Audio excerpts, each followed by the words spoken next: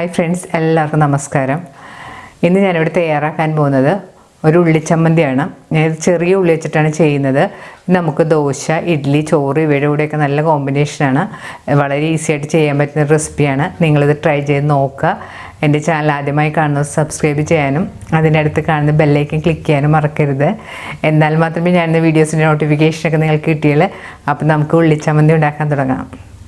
ഉള്ളിച്ചമ്മന്തി ഉണ്ടാക്കാൻ വേണ്ടി ഞാനിവിടെ എടുത്തിരിക്കുന്നത് 1 കപ്പ് ചെറിയ ഉള്ളിയാണ്. ചെറിയ ഉള്ളിക്ക് പകരമായിട്ട് നമുക്ക് സവാള വേണമെങ്കിൽ ഉപയോഗിക്കാം, പക്ഷെ ചെറിയ ഉള്ളി ഉപയോഗിക്കുന്നതാണ് ഈ ചട്നിക്ക് ടേസ്റ്റ്.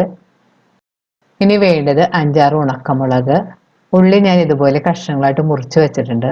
നമുക്ക് എണ്ണയിലിട്ട് വഴറ്റാനായിട്ട് എളുപ്പമായിരിക്കും. ഇനി വേണ്ടത് ആവശ്യത്തിന് വാളംപുളി, ആവശ്യത്തിന് ഉപ്പുപൊടി. ആദ്യം ഈ ഇൻഗ്രീഡിയൻസ് ഒക്കെ നമുക്കൊന്ന് എണ്ണയിലിട്ട് നന്നായിട്ട് വഴറ്റിയെടുക്കണം. അതിനായിട്ടൊരു പാൻ ചൂടാക്കാം. പാൻ ചൂടാകുമ്പോൾ അതിലേക്ക് ആവശ്യത്തിന് എണ്ണ ഒഴിച്ചു കൊടുക്കാം. ഞാനിവിടെ വെളിച്ചെണ്ണയാണ് ചട്നി ഉണ്ടാക്കാൻ വേണ്ടി ഉപയോഗിച്ചിരിക്കുന്നത്. നിങ്ങൾക്ക് ഇഷ്ടമുള്ള എണ്ണ ഉപയോഗിക്കാം, പക്ഷേ വെളിച്ചെണ്ണയിൽ ഉണ്ടാക്കുന്നതാണ് കൂടുതൽ ടേസ്റ്റ്. എണ്ണ ചൂടായി വരുമ്പോൾ നമുക്ക് അരിഞ്ഞു വെച്ചിരിക്കുന്ന ഉള്ളി അതിലേക്ക് ഇട്ട് കൊടുക്കാം. ഉള്ളി ചേർത്തതിന് ശേഷം ഒന്ന് നന്നായിട്ട് വഴറ്റി കൊടുക്കണം. ഇതിലേക്ക് ആവശ്യത്തിന് ഉപ്പുപൊടിയും കൂടി ചേർത്ത് നന്നായിട്ട് വഴറ്റാം. ഒരു മീഡിയം ഫ്ലെയിമിൽ വെച്ച് ഒരു 2-3 മിനിറ്റ് നന്നായിട്ട് വഴറ്റി കൊടുക്കണം.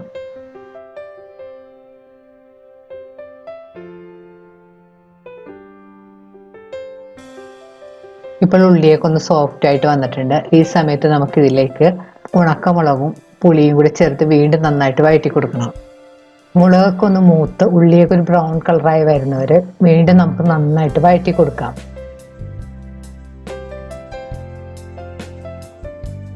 ഒരു മീഡിയം ഫ്ലെയിമിൽ വെച്ച് വഴറ്റാനായിട്ട് ശ്രദ്ധിക്കണം, അല്ലെങ്കിൽ മുളകൊക്കെ പെട്ടെന്ന് കരിഞ്ഞു പോകും.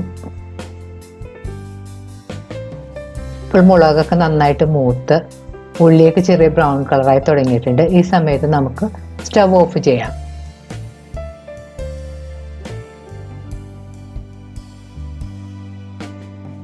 ഇപ്പോൾ വഴറ്റി വെച്ചതിൻ്റെ ചൂട് കുറച്ച് കുറഞ്ഞു വന്നിട്ടുണ്ട്. ഈ സമയത്ത് നമുക്കിത് ചെറിയ മിക്സിയുടെ ജാറിലേക്ക് ഇട്ട് കൊടുക്കാം.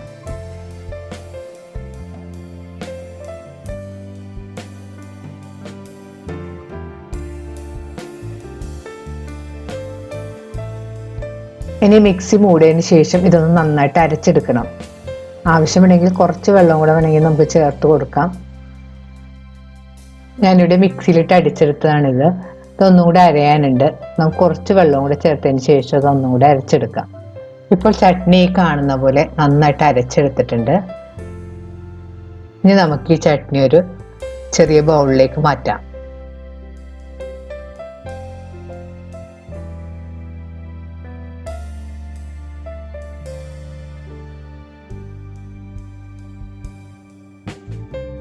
ഈ ചമ്മന്തിയിലേക്ക് കടുക് വറുത്തിടാനായിട്ട് നമുക്കൊരു പാനിൽ എണ്ണ ചൂടാക്കാം. എണ്ണ ചൂടായി വരുമ്പോൾ നമുക്ക് അതിലേക്ക് കടുക് ഇട്ട് പൊട്ടിക്കാം. കടുക് നല്ലതുപോലെ പൊട്ടി വരുമ്പോൾ അതിലേക്ക് ഉഴുന്നുപരിപ്പും കറിവേപ്പിലയും കൂടി ചേർത്ത് നന്നായിട്ട് മൂപ്പിക്കാം. ഉഴുന്നുപരിപ്പ് ഒരു ബ്രൗൺ കളറായി വരുമ്പോഴത്തേക്ക് നമുക്ക് സ്റ്റവ് ഓഫ് ചെയ്യാം. ഇനി കടുക് വറുത്തത് നമുക്ക് റെഡിയാക്കി വെച്ചിരിക്കുന്ന ചമ്മന്തിയുടെ പുറത്തേക്ക് ഒഴിച്ചു കൊടുക്കാം. ഇനി ഒരു സ്പൂൺ കൊണ്ടൊന്ന് നന്നായിട്ട് മിക്സ് ചെയ്ത് യോജിപ്പിക്കണം. നമുക്ക് വളരെ പെട്ടെന്ന് ഉണ്ടാക്കിയെടുക്കാൻ പറ്റുന്ന വളരെ ടേസ്റ്റിയുമാണ് ഈ ചട്നി. നിങ്ങളിത് ട്രൈ ചെയ്ത് നോക്കുക.